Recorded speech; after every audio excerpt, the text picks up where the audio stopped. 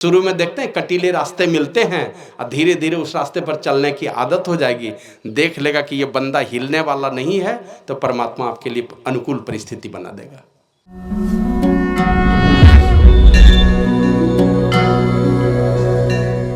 ध्रुव तार इंदु लखी, लाल भानु झलकी, बजत विविध विद अनहद सोरा, पांच मंडलों की।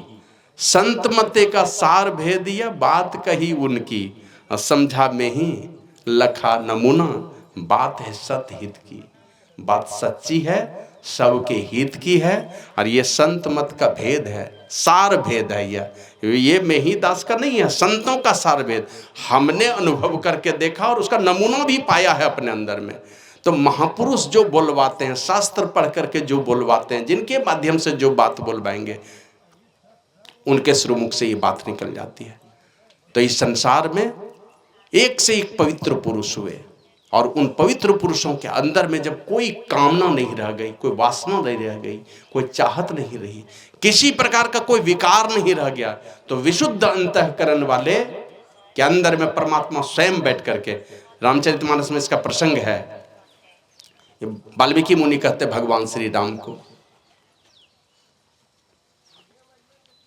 तुमरी ही कृपा तुम ही रघुनंदन, जाने भगत भगतुर चंदन, सोई जाने जेहू दे ही जनाई, जानना तुम ही हो जाई। जिसको तुम जना देते हो वही जान पाता है। और तुमरी ही कृपा तुम ही रघुनंदन, जाने भगत भगतुर चंदन। हे भक्तों के हृदय के चंदन रघुनंदन श्री राम जी, आपकी ही कृपा से आपको लोग जान पाते हैं। तो उनके अंदर में उस परमात्मा, वो विशुद्ध अंतःकरण वाले, जो भी विशुद्ध अंत, ऐसे तो कहे जग पेखन तुम देखनी हारे, विधि हरि शंभु नचावनी हारे, तेऊ न जाने मरम तुम्हारा, और तुम ही को जाना नहीं हारा। ब्रह्मा विष्णु महेश वे त्रिदेव भी नहीं जानते हैं तुम्हारे मर्म को। कौन जानते हैं? तो जो विशुद्ध अंतःकरण वाले महापुरुष हैं, चिदानंदमय दे तुम्हारी, विगत विकार जान अधिकारी। जो विशुद्ध अंतःकरण वाले त्रिगुणातीत पद पर जो पहुंच जाते हैं, सारे गुणों को अपने वश में कब्जा कर लेते हैं, ऐसे महापुरुष के हृदय में तुम ही प्रकट होकर के उनको परिचय करा देते हो, अपना परिचय अपने देते हो तुम। तो जो विशुद्ध अंतःकरण वाले महापुरुष हो जाते हैं, उनके अंदर से जैसे बांसुरी को हम लोग फूंक मारते हैं तो बांसुरी से सुरीली आवाज निकलती है, तो लोग कहते हैं बांसुरी की आवाज है। बांसुरी अपने बजती है, वो तो जितना बढ़िया बजाने वाला होगा उसके द्वारा वो सुरीली आवाज निकलती है। बांसुरी तो माध्यम होता है। उसी प्रकार ऋषि मुनियों के माध्यम से परमात्मा ने फूंक मारी और वो सारा ज्ञान निश्रित हुआ उनके श्रीमुख से, और वो ज्ञान की गंगा बह गई, जिसके विषय में बाबा कबीर कहते हैं, चिंटी चलल अब एक चिंटी के थूके से बह गए नदी हजार, अब पापी नर की पार उतर गए, धर्मी बूढ़े मझधार। चींटी के थूके से माने ये जीवात्मा रूपी चींटी, सूरत रूपी चींटी जब परमात्मा रूपी महासागर में डुबकी लगा करके उधर से आती है, उसका ज्ञान लेकर के आती है, तो वो आती है और उस अनुभव को थूक देती है, माने कह देती है कि नहीं। जैसे रात में देखेंगे, कभी कभी ऐसा मौका लगता है, कुत्ते ने देख लिया आपको, आप रात को जा रहे हैं, एक कुत्ते ने देखा, भौंकना शुरू किया। देखिएगा बाजार के सब कुत्ते भौंकने लगेंगे। देखा है एक कुत्ते ने, बाकी कुत्तों ने देखा नहीं, कुत्ते की आवाज सुन के भौंकने लगता है। तो उसी प्रकार कोई एक महापुरुष होते हैं जो साधना की गहराई में डुबकी लगाए, और ये सूरत रूपी चींटी उधर से ज्ञान लेकर के आती है। बाबा कबीर कहते हैं मुट्ठी लाया ज्ञान की, जामे वस्तु अनेक। तो ज्ञान एक मुट्ठी लेकर आया और थूक दिया संसार में, मैंने बोल दिया किसी को। अब वो सुन सुन करके हजारों लोगों ने याद कर लिया, कंठस्थ कर लिया, अब बोल रहे हैं, हजारों ज्ञान की नदी बह गई। थूका है एक चींटी ने, हजारों ज्ञान की नदी बह गई, और उस ज्ञान की नदी में डुबकी कौन लगाते हैं? तो पापी नर की पार उतर गए, माने बगल से चला गया, धर्मी बूढ़े मझधार। जो धर्मी लोग हैं उस ज्ञान की गंगा में वो डूबते इतराते हैं, वो डुबकी लगाते हैं, पापी लोग बगल से पार होकर के चले जाते हैं। श्री सद्गुरु महाराज की जय। तो इस प्रकार की बात है। तो जिसके अंदर में विशुद्ध अंतःकरण हो गया, परमात्मा ने उसके अंदर से फूंक लगा दी, और वही फूंक ज्ञान की गंगा बन करके उभर गए। तो वेद के ऋषि कहते हैं, वेद भगवान के विचार हैं, वो कहते हैं कि ए मनुष्यों, अगर उस जगत पिता परमात्मा को जानना चाहते हो, नहीं जानोगे तो बड़ी क्षति। केनोपनिषद को पढ़िए, ईह चेद वेदिदथ सत्यमस्ति न चेदिहा वेदिन महति विनष्टि भूतेषु भूतेषु विचित्र धीरा प्रेत्यास्मात् लोकात्मृता भवन्ति। का इस जन्म में, कौन जन्म में, ये वाला मानव जन्म जो है, इस जन्म में अगर जान लिया उस ब्रह्म तत्व को तब तो ठीक है, नहीं जाना तब का बड़ी भारी हानि है। माने इतनी बड़ी और हानि कोई दूसरी संसार की सारी हानि को जोड़ करके भी इस हानि के बराबर नहीं है, क्योंकि वही काम करने के लिए शरीर दिया और यही काम नहीं कर सके, बाकी सब काम कर लिए, करते रहे, सजाते रहे, लेकिन सज नहीं पाया। और हम इस दुनिया से ही मैंने क्या कहता, बिना सजे हुए ही चले गए संसार से। तो जान लिया उस परमात्मा को, उस आत्म तत्व को जान लिया, उस ब्रह्म तत्व को जान लिया, तब तो ठीक है। तो कोई कहेंगे बाबा जी आप जाने क्या, आपको पता है, तब तो आप भी बड़ी भारी हानि में, बिल्कुल हानि में है। थोड़ी देर सुनिए, शाम तो फिर कर लीजिएगा, 10 का प्रवचन खत्म हो कर लीजिएगा, कोई बात नहीं। श्री सद्गुरु महाराज की जय। इसी रास्ते के पथिक हैं, बोलबम चलते हैं सुल्तानगंज से, पहुंचेंगे बैद्यनाथ धाम, तब यात्रा खत्म होगी। कोई वहीं घाट में डुबकी लगा रहा है, कोई यहाँ असरगंज पार कर रहा है, तो उसी रास्ते के हम लोग बटोही हैं। परमात्मा के हाथ में इसका फैसला है, वो वही जाने। निर्णय कोई नहीं दे सकता कि हमारी दुर्गति नहीं ही होगी, चल रहे हैं उस रास्ते के बटोही हैं। फैसला परमात्मा के हाथ में कि हमारे लिए कौन सा घर उनके लिए चुनेंगे, वो उन्हीं के हाथों में, बस बटोही बन करके हम लोग चल रहे हैं। तो इस जन्म में अगर जान लिया, पहले तो है वैचारिक रूप से, है ना, वैचारिक रूप से, और पहचान वाला जिस दिन ज्ञान होगा उस दिन आप और परमात्मा दोनों एक। पहचान वाला जब तक ज्ञान नहीं है, बस इस रास्ते में चल रहे हैं, आपके लिए कौन सा दर्जा बनेगा वो परमात्मा के पास है उसका फैसला, हम लोगों के पास नहीं है उसका फैसला। तो इस जन्म में वैचारिक रूप से पहले जानना कि परमात्मा को जाने बिना, आत्म तत्व को जाने बिना हमारे मुक्ति, हमारा कल्याण नहीं हो सकता है। और यही सबसे बड़ा दुख है, यही सबसे बड़ा घाटे का सौदा है। तो यदि इस जन्म में ये कहते हैं उस आत्म तत्व को जानना चाहते हो, और इसमें उपनिषद में आया है, अशरीरम शरीरेषु अनवस्थेषु अवस्थितम महांतम विभूमात्मानं मत्वा धीरो न सोचति। शरीरों में शरीर रहित और अनित्यों में नित्य स्वरूप उस सर्वव्यापक आत्मा को जो जान लेता है, निसंदेह वो सारे शोक से बाहर हो जाता है, शोक रहित हो जाता है। मतलब उसके दुख का नामो निशान नहीं रहता जो उस आत्म तत्व को जान लेता है। शरीर में रहते हुए शरीरों से शरीर रहित है वो, और अनित्य शरीर है, नाशवान शरीर है, उसमें नित्य है वो आत्मा, अविनाशी है वो आत्मा। उस तत्व को जो जान लेता है वो शोक नहीं करता, मन शोक से रहित हो जाता है। कठिन कितना है, तो यमराज का उपदेश है, उत्तिष्ठत जागृत प्राप्य वरानी बोधत क्षुरस्य धारा निशिता दुरत्या दुर्गम पतस्तत् कवयो बंदति। कवि लोग कैसा बतलाते हैं उस मार्ग को, कहते छुरे की धार जिस प्रकार तीक्ष्ण और दुस्तर होती है, इतना कठिन वो मार्ग है, बहुत कठिन है। माने कितने कष्ट आएंगे बहुत, लेकिन जिस थोड़े थोड़े जब आपको आदत हो जाएंगी ना, तो शुरू में देखते हैं कटीले रास्ते मिलते हैं, और धीरे धीरे उस रास्ते पर चलने की आदत हो जाएगी। देख लेगा कि ये बंदा हिलने वाला नहीं है, तो परमात्मा आपके लिए अनुकूल परिस्थिति बना देगा। पहले दुख देगा। एक दिन मैं सुन रहा था एक महाराज को, वो कह रहे थे कि ये कोई सूरदास आया किसी के द्वार पर, द्वार द्वार गा के कुछ पैसे उगाही करता था। एक द्वार पर आके खूब बढ़िया भजन सुनाया, तो घर की मालकिन ने सुना। अब मालिक ऊपर से देख रहे हैं अपनी पत्नी को कि कुछ घर से खाने पीने को कोई बढ़िया चीज़ लेके निकली है, खिड़की के पास खड़ी है वो, उसी को देने के लिए। एक भजन सुनाया, 2 भजन सुनाया, अब 2-3 भजन सुनाने के बाद वो भी थक गया था भजन सुनाने वाला, और ये बढ़िया बढ़िया भोजन लेके खड़ी है खिड़की के पास। तो पति उनके पूछते हैं, अरे क्या बात है, कितना थका के मन थकाना चाहती गा करके, भजन गवा करके, दे दो, कुछ देना है तो दे दो। का देना तो उसी को है, लेकिन हमको तो और भजन सुनना है। मैंने उसका थकना मुझे अच्छा लगता है।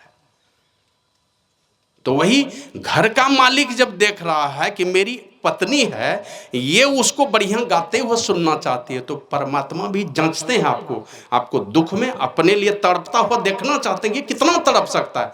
आप कभी कभी देखते हैं छोटे बच्चों को, देखते हैं कितना रोता है, बगल में छिप जाते हैं, माँ के लिए रोता है कि नहीं रोता है, तो 1-2 मिनट रोने देते हैं, फिर जाके सीने से चिपका लेती है। तो परमात्मा जांच से है, जांचता है, आपको तड़पता हुआ देखेगा, लेकिन एक समय ऐसा आएगा कि आपके लिए अनुकूल परिस्थिति बना देगा। तो छुरे की धार जिस प्रकार तीक्ष्ण और दुस्तर है, उस प्रकार ये मार्ग है, और उस तत्व को जाने बिना हमारा परम कल्याण भी नहीं है। तो इसलिए हमारे गुरु महाराज कहते हैं, उसको अगर जानना है, 2 बातों को एकदम याद रखना है ना, कि एक वो अवस्था है, उस अवस्था में परमात्मा की पहचान है। कौन अवस्था में? भिद्यते हृदय ग्रंथि छिद्यन्ते सर्व संशया छियन्ते चास्य कर्माणि। हृदय की सारी गांठ गिरा खुल जाएगी। विद्यते हृदय ग्रंथि छियन्ते चास्य कर्म, सारे कर्म नाश हो जाएगा, हृदय के सारे गिरह गांठ टूट जाएगी। उस समय परमात्मा का साक्षात्कार होगा। और दूसरे तरफ रामचरितमानस में है, गोचर जहां लगी मन जाई सो सब माया जाने हो भाई। माने कोई भी इंद्रिय सक्षम नहीं है उसको ग्रहण करने में, इंद्रियों का विषय ही नहीं है वो। तो विषय है किनका? पूज्य भगीरथ बाबा एक दिन पूछते हैं गुरु महाराज से, हुजूर परमात्मा किसे कहते हैं? यही पूछे। तो गुरु महाराज कहते हैं, सारी इंद्रियों की हुकूमत से, सारी इंद्रियों की गुलामी से स्वतंत्र होकर के आत्मा जिसको ग्रहण करे उसी को परमात्मा कहते हैं।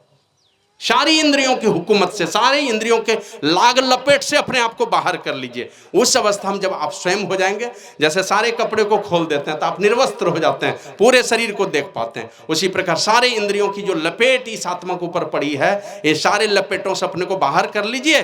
बाहर कर लीजिएगा, आप जब अकेले हो जाएंगे उस समय जिस चीज को पहचानेंगे वही परमात्मा है। तो बोला कि आत्मा किसे कहते हैं? आत्मा किसे कहते हैं? का जिसकी पहचान, जो परमात्मा की पहचान कर सके उसी को आत्मा कहते हैं। माने ये 14 इंद्रियां सक्षम नहीं है उस परमात्मा को जानने के लिए। आत्मा से जाना जाएगा। जैसे अपने चक्षु से ही अपने चक्षु को देख सकते हैं, हम लोग दर्पण का सहारा लेकर अपने चक्षु से ही अपने चक्षु को देखते हैं, उसी प्रकार आत्मदृष्टि से ही उस परमात्मा को देखा जा सकता है। तो इसको स्वरूपता अगर जानना चाहते हैं, उस तत्व को जानना चाहते हैं, हमारे गुरु महाराज लिखते हैं, बुद्धि परे चिंतन से न्यारा अगम अनाम कहाई। वो अगम पद है, अनाम पद है। और अनाम पद का माने सारे नाम जिससे निकले हो वो है अनाम पद। अनाम का माने कोई नाम नहीं, ऐसा नहीं है, सारे नाम जिस नाम से निकले वही अनाम पद है। सबों का जो आधार है वही सर्वाधार है, उनका अपना कोई आधार नहीं है। तो अगम पद है, अनाम पद है, लेकिन है कैसा? कहते हैं बुद्धि परे चिंतन से न्यारा। हम लोग उपनिषद में पढ़ते हैं, यन मनसा न मनुते ए नाहुर मनुमतम। मन से नहीं जाना जा सकता, बुद्धि से नहीं जाना जा सकता, कोई इंद्रियां उसको ग्रहण करने में समर्थ नहीं है ना। जैसे घड़ी साज की दुकान में जाकर के हम लोग घड़ी ठीक करवाते हैं, तो क्या करता है, ये बड़ा बड़ा पंपिंग सेट खोलने वाला जो औजार है इसी से खोल लेता है, इससे नहीं खुलता तो उसके लिए छोटे छोटे पार्ट हैं, छोटा छोटा औजार है उससे खोलता है। मोबाइल को खोलता है तो कैसे खोल लेता है? ये सरसी भिड़ा देगा तो खुल जाएगा उससे। मोबाइल क्या, मोबाइल को खोलने की दूसरी सरसी है, छोटा वाला औजार है। तो ये 14 इंद्रियां सामर्थ्य नहीं है। बुद्धि परे चिंतन से न्यारा अगम अनाम कहाई। वो अगम पद है, अनाम पद है, लेकिन पाएगा कौन? तो कहते हैं रह में ही गुरु सेवा लीना। गुरु सेवा में जो लीन रहेगा तभी हुई रसाई। रसाई में पहुंच उसकी ही पहुंच होगी जो गुरु सेवा में लीन रहेगा। एक बार हमारे क्षेत्र का एक लड़का गया कुप्पागार, गुरु महाराज का शरीर पूरा हो गया था उस समय। तब पोजीशन से विवाह को जाके कहता है, बचपन का साथी था, ऐसे मैट्रिक परीक्षा दिया तो खूब चोरी किया, मैंने हम अपनी कॉपी ही दे देते, लिखो जितना लिखना, फिर भी 3rd डिवीजन पास किया। हमको आया 75%, वो 3rd डिवीजन किया, अब क्या लिखा था पता नहीं। तो वो चला गया कुप्पा घाट, ITI का ट्रेनिंग किया था, शादी हो गई, पिताजी शादी करवा दिए, तो जाके गुरु महाराज पोजीशन से विवाह को कहते हैं कि हुजूर एक तो बेरोजगार थे और पिताजी ब्याह करा दिए, एक लड़का भी हो गया, अब बड़ी मुश्किल है, घर परिवार कैसे चलेगा। तो पूज्य संत सेविका को पता था कि इनके पिताजी सत्संगी हैं अच्छे, तो वो कहते हैं सब लोग अपना अपना नसीब लेके आया है ना, नसीब परमात्मा के कब्जे में, हमारा कर्म अपने कब्जे में। कर्म पर कोई कब्जा परमात्मा का नहीं है, कर्म पर हमारा अपना कब्जा है। जैसे कलम है मेरे पास, कलम किस काम के लिए? लिखने के लिए। अब किसी का आंख में घुसड़ दे तो आपकी मर्जी, घुसड़ दीजिए, तो कलम आंख फोड़ने के लिए नहीं है, कलम है लिखने के लिए। तो कर्म आपके बस में है, कर्म पर परमात्मा का कोई कब्जा नहीं है। वो मना भी नहीं करते हैं कहीं कि तुम ये वाला ही काम करो, आपकी अपनी मर्जी है, जो करना है कर लीजिए, उस पर कोई कब्जा नहीं है, खाली आपके भाग्य पर कब्जा है उनका। अब वहां से अपने कर्म को बदल लीजिए तो भाग्य भी मिटा लीजिएगा, भाग्य भी बदल लीजिएगा। तो वही कुछ संत सेविका कहते हैं कि सब लोग अपना अपना नसीब और भाग्य लेकर के आया है। पुरुषार्थ भी सब लोग करता है। देखिए ये हाथ है ना, यहाँ है हस्तरेखा, यहाँ पर है नसीब, आपका भाग्य लिखा हुआ है इसमें। और यहाँ क्या है, इसको क्या कहते हैं? कलाई। ये पुरुषार्थ की निशानी है। तो इधर भाग्य, इधर पुरुषार्थ। कोई कोई इसके भरोसे बैठा रहता है और दूसरा है इस पर भरोसा कर लेता है। सावित्री का ये हस्तरेखा बतला रहा था कि उसको विधवा होना है, लेकिन पुरुषार्थ ने क्या कर दिया, पति भी लौटाया, अपना सास ससुर का राजपाट और 100 बेटे की मां भी बनी और अपने माता पिता का भी राजपाट लौटाया है। तो ये पुरुषार्थ ने कर दिया। नसीब ले जाता, विधवा बनाता, लेकिन पुरुषार्थ किया, नारद बाबा की संगति में गए और उनकी संगति से साधन भजन किया, तो वो क्षमता आ गई कि वो यमराज के द्वार से अपने पति को लौटा लिया। तो वही का सब अपना अपना नसीब लेकर के आया है। और मेहनत भी सब लोग अपने अपने औकात के मुताबिक सब करता है मेहनत, लेकिन सफलता किसको मिलती है? सफलता मिलते है उसको जिस पर गुरु की विशेष कृपा हो जाती है, उसको सफलता मिलती है, ज्यादा सफलता मिलती है। जाइए, मैं आपको आशीर्वाद देता हूं कि आपकी जो समस्या है उस पर गुरु महाराज की कृपा हो, आपका भला हो। और आया घर, 15 दिन भी नहीं बीते होंगे, वहीं इसीएल में कोलियरी में उसकी नौकरी हो गई। सूरज मंडल उधर सांसद हुए, वही पैरवी कर दिए, 25-30 लड़के की बहाली हो गई इसीएल में। श्री सद्गुरु महाराज की जय। तो सफलता उनको मिलते हैं जिन पर गुरु की विशेष कृपा हो जाती है। तो उस तत्व को जानने के लिए राह में ही गुरु सेवा लेना, तभी हुई रसाई। जो गुरु सेवा में लीन रहेगा, महापुरुषों के बताए रास्ते पर चलेगा।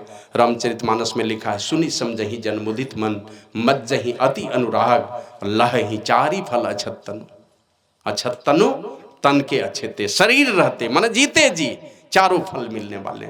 जो संतों के सानिध्य में जाकर उनकी बातों को सुनते हैं, समझते हैं और मज्जन करते हैं, मन अपने जीवन में उतारते हैं, मन ध्यान में ले आते हैं उन चीज़ों को।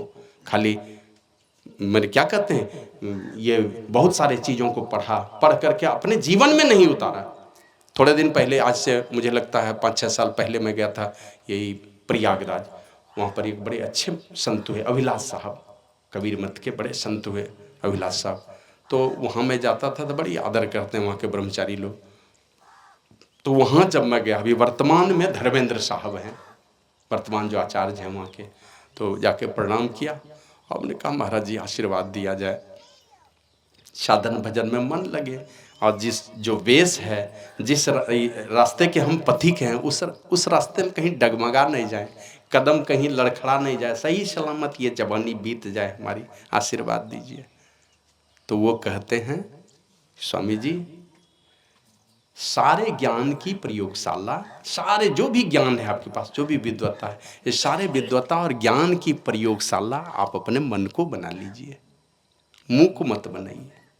हम सारे के सारे लोग प्रतिष्ठा पाने के लिए, पैसा के लिए, खाली सब ज्ञान की प्रयोगशाला मुंह को बनाए हुए हैं।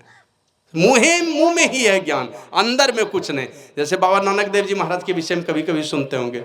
एक बार एक गांव में गए और वहाँ कहते हैं, महाराज मैं रोज सत्संग भजन करता हूँ, ध्यान करता हूँ, कोई नशा तो नहीं चढ़ता है, कुछ नहीं, अंदर में झलकता नहीं है। तो नानक देव जी महाराज बोले, ऐसा करो, एक बाल्टी पानी ले आओ। पानी मंगवाया, का थोड़ा भांग पीस करके ले आओ, भांग धतूरा मिला के पिसवाया, का पानी में घोलो, थोड़ा गुड़ डलवा के मिलवा दिया उसमें, और कहा एक मग मंगा लो। अब मग मंगाया, मग से मुंह में पानी ले आओ, कुल्ला करके फेंक दे। पूरी बाल्टी का सब पानी कुल्ला करके फेंक दिया। तो नानक देव जी महाराज पूछते हैं, इसमें भांग डाले हो असली की नकली? का महाराज एकदम असली है। का धतूरा? का वो भी असली। का भांग धतूरा गुड़ सब डाल दिया, हम एक बाल्टी मुंह में लेते गए तो नशा नहीं लगा। का महाराज नशा ऐसे ही लगेगा, जब तक कंठ से नीचे नहीं उतारेंगे तो नशा कहाँ से चढ़ने वाला है? आप तो कुल्ला करके फेंकते चले जा रहे हैं। तो महापुरुषों के चरण शरण में रह करके नशा जब तक नहीं चढ़ेगा, जब तक उसको अपने जीवन में नहीं उतारेंगे, तो वो आशा भरोसा बस यही है, थोड़ा फल मिलेगा, संसार की कोई चीजें मिलेंगी। ऐसा नहीं कि जो सत्संग में रोज दिन बैठता है, ये बैठना भी साधारण नहीं है। भगवान श्री राम कहते हैं 9 मह एकऊ जिनके हुई। एकऊ मैंने पहला दूसरा छठा सतमा कुछ नहीं पढ़े 8वां पास हो जाएंगे? होता है ऐसा? छठा सतमा कुछ नहीं पढ़े 8वां पास एक बार में? ये कभी नहीं होगा। तो लोग समझाते एक भी भक्ति हो, अरे एक भी नहीं, पहली वाली भी है। अगर तो 9 महा एकऊ माने 1 नंबर वाली भी भक्ति है। संतों के चरणों में भी अगर कोई जा जा करके बैठता है तो सोई अतिशय प्रिय भामिनी मोरे, ऐ सुंदरी वो भी मुझे अतिशय प्यारा है। तुम्हें तो सब भक्ति एकदम निष्णात हो सारी भक्ति में, पहली वाली भी भक्ति है मुझे अतिशय प्यारा है। और पहली भक्ति के विषय में भगवान श्री राम ने कहा है कि ऐ सबरी मेरी कथा को तुम बाद में सुन लेना, बाद में सुनना। दूसरी रति मम कथा प्रसंगा, मेरी कथा को तुम बाद में सुन लेना, पहले 1 नंबर वाली कर लो। प्रथम भक्ति संतन कर संग वहां करो, 2 नंबर में हमारी भक्ति को रख लेना। मैं भी मिलूं तो मेरी कथा कहानी बाद में तुम सुनना, पहले संतों के चरणों में जाओ। ये भी साधारण चीज नहीं, जो जा करके बैठता है वो भी परमात्मा का अतिशय प्यारा है। लेकिन काम इसी से बनने वाला नहीं है। तो रह में ही गुरु सेवा लेना, गुरु सेवा में जो लीन रहेगा, तो उसके लिए सबसे पहले का उस परमात्मा तत्व को जानने के लिए सबसे पहले बुद्धि योग करना पड़ेगा। तो बुद्धि योग माने अपने बुद्धि को कहाँ जोड़ना है, ये विचार करना पड़ेगा। ऐसे बुद्धि तो बहुत लोगों की बहुत जगह जुड़ी हुई है ना। आप जाइए, जो छोटा छोटा बेटा बेटी धीरे धीरे अब सयाना होते जा रहा है, किशोरावस्था को पार करने वाला, जाइए रात में या कभी एकांत में मोबाइल देख रहा है, आप जाइए उनके निकट, देखिए तुरंत क्या करेगा, मोबाइल ऑफ कर देगा। बेटा या बेटी मोबाइल ऑफ कर दिया, इसका माने रामायण देख रहा था, वो महाभारत देख रहा था, कोई संत की कथा सुन रहा था वहाँ क्या मोबाइल में, जो आपके जाने पर बंद कर दिया। अगर बढ़िया कथा सुनेगा, पापा देखिए कितना बढ़िया दे रहा है, सावित्री सत्यवान की कथा दे रहा है, तुरंत आपको दिखाएगा। लेकिन वो तुरंत बंद करेगा आपके जाने से। इसका मतलब बुद्धि कहाँ जुड़ी है? आप लोगों को पता है कि बेटा बेटी क्या देखता होगा? रात को टॉर्च लेकर के घूमता है जामुन था, क्या करता है? बुद्धि कहाँ जुड़ी हुई है?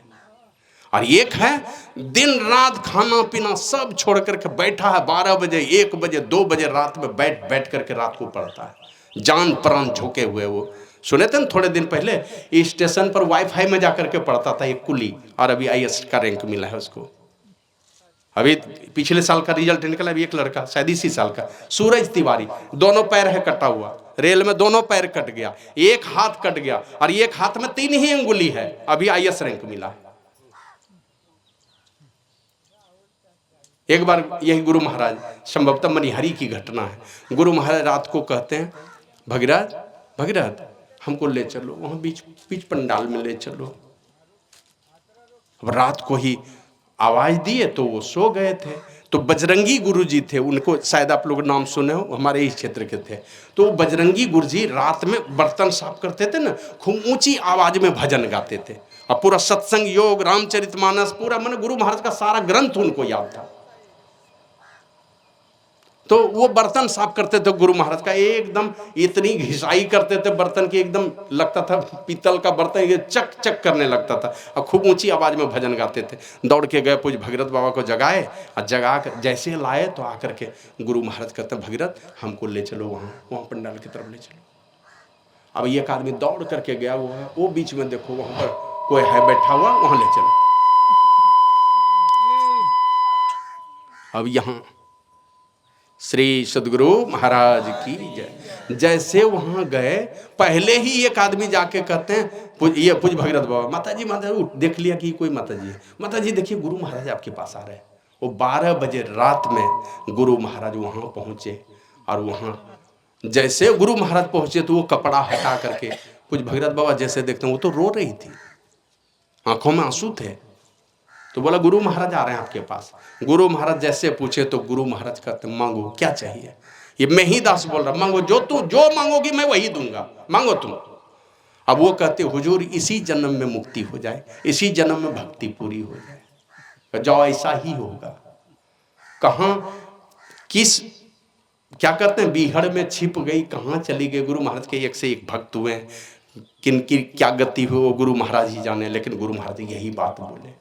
तो लाखों लोगों में एक माता जी रात में जग करके 12 बजे रात में ध्यान कर रही है, बिलख बिलख करके ध्यान में रो रही है, गुरु महाराज से याचना कर रही है, आज सारी दुनिया सोई हुई है।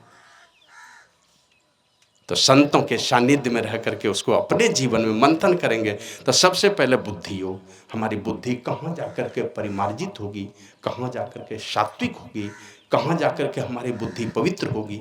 और पवित्र बुद्धि वालों की संगति से अपने आप को हटा करके पवित्र बुद्धि वाले जो लोग हैं, बाबा कबीर कहते हैं जल परमाने माछरी, कुल परमाने बुद्धि, जिसको जैसा गुरु मिला उसकी वैसी शुद्धि।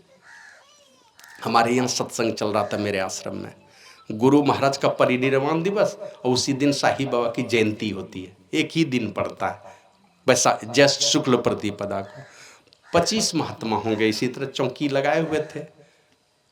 ये गुरु महाराज हैं। बगल में एक बूढ़े मोती बाबा थे, 106 वर्ष में उनका शरीर पूरा हुआ, वो भी गए थे। और मुझे लगता है 20-25 महात्मा होंगे। एक छोटा बच्चा उधर से चला, 2-2.5 साल का लड़का होगा, वो चला दूसरे के पीठ पर हाथ देते हुए, और दूसरे बीच में धीरे धीरे दूसरे के पीठ पर हाथ देते हुए धीरे धीरे यहाँ आया, आके पहले यहाँ प्रणाम किया, फिर ये वाले बाबा को प्रणाम किया, फिर उस पार वाले को बाबा को प्रणाम किया। अब मैं बगल से खड़ा होकर देख रहा था, उस समय मैं पैंट शर्ट पहनता था, तो बगल में खड़ा होकर मैं देख रहा था कि कौन ट्रेनिंग दिया है इसको, कि ये वाले बड़े हैं, उनसे ये वाले उनसे छोटे हैं, इनके बाद छोटा वो है, उनके बाद यहाँ वाले छोटे हैं, ये बारी बारी कभी उधर जाना कभी इधर जाना। ऐसा भी नहीं किया कि लगातार सबको कर लिया, वो भी नहीं किया। हम कहे ट्रेनिंग कौन दिया, ये चाबी कौन भर दिया है वहाँ से। तो बाद में पता चला कि हमारे क्षेत्र का एक आदिवासी परिवार का लड़का सागर हंसदा, LIC का एजेंट है, उसी का बेटा था शगुन हंसदा। अब तो बड़ा हो गया, क्लास 10 में पढ़ता है। तो जिसको जैसा गुरु मिला उसकी वैसी शुद्धि है। जिस प्रकार सिखाने वाले अपने बुद्धि को, जैसे बच्चे आते हैं अपने संस्कार लेकर के, अपना भाग्य लेकर के, लेकिन जिस प्रकार के माता का कोख मिल जाता है, अब माता पिता का शुरुआती बचपन से ही अगर जीवन पवित्र रहा है, और उस माँ के कोख में अगर कोई बच्चा आकर के पड़ जाएगा तो उस बच्चे के माँ का संस्कार मिल जाएगा। एक तो माँ, वो बच्चा अपना संस्कार, और यहाँ से माँ का संस्कार मिल जाएगा। वहाँ से पिता का बढ़िया जीवन रहा है तो पिता का बढ़िया संस्कार उस बच्चे के अंदर में चला आएगा। तो जिसको जिस प्रकार के गुरु मिल जाते हैं, और आपने देखा होगा कोई मछली मारने के पकड़ के लाता है बेचने के लिए, अगर 1 क्विंटल की मछली ला करके आपके सामने में रख दे तो क्या कहेंगे, पोखर की मछली होगी? कोई नहीं कहेगा पोखर की मछली, सब समझ जाएंगे या तो गंगा जी नहीं तो समुद्र की मछली होगी। तो मछली देखने से मछली किस अगाध जल से आई उसका पता चलता है, और आपकी बुद्धि देख करके खानदान का पता चलता है कि किस खानदान के लोग हैं, आपकी बुद्धि बता देगी। पर कभी कभी देखते थे गाड़ी में लिखा हुआ आपका व्यवहार ही आपका परिचय, पहले स्टेट बस सब में देखते थे लिखा हुआ बचपन में। तो आपकी बुद्धि से पता चलता है आप किस खानदान के लोग हैं, अपना परिचय आप खुद ही देते हैं, कैसे माता पिता के आप संतान हैं, आपके बुद्धि से पता चलता है। और जिसको जैसा गुरु मिला उसकी वैसी शुद्धि। जैसे लोगों की संगति में जाकर के अपने बुद्धि को जोड़ लेंगे, उसी प्रकार की आपकी शुद्धि हो जाएगी, उसी प्रकार की पवित्रता आ जाएगी।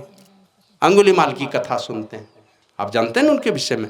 तक्षशिला विश्वविद्यालय से BA फर्स्ट क्लास की डिग्री थी उसके पास, ब्राह्मण खानदान का बेटा था, और BA फर्स्ट क्लास की डिग्री थी तक्षशिला विश्वविद्यालय से। और वो लड़का संग दोष के कारण लुटेरा हो गया, बटमार हो गया, हत्यारा हो गया। लेकिन भगवान बुद्ध की जिस समय संगति मिली तो परिणाम कैसा आया जानते हैं उसके जीवन में। जाता था भिक्षु लोगों के साथ भिक्षाटन करने के लिए, तो लोग पत्थर मारते थे, माथा कान फूट जाता था, खून की धारा बहने लगती थी। तो भिक्षु दूसरे लोग पूछते थे, भाई ये लोग क्यों मारते हैं तुमको पत्थर? तो उन भिक्षुओं को क्या पता कि कौन कौन लीला करके यहाँ पर साधु जीवन जीने के लिए आया है। कुछ लोग कहते हैं ना कि 70 जुए खाकर बिल्ली चली हज को। हाँ, हज की यात्रा पर चला जाएगा तो पहुंच जाएगा। दिशा उलट जानी चाहिए। हम जा रहे थे पूर्व दिशा में, पश्चिम दिशा में उलटने में कितना समय लगेगा? पूर्व दिशा की हमारी यात्रा है, पश्चिम दिशा में जाने के लिए कितना समय लगेगा हमको?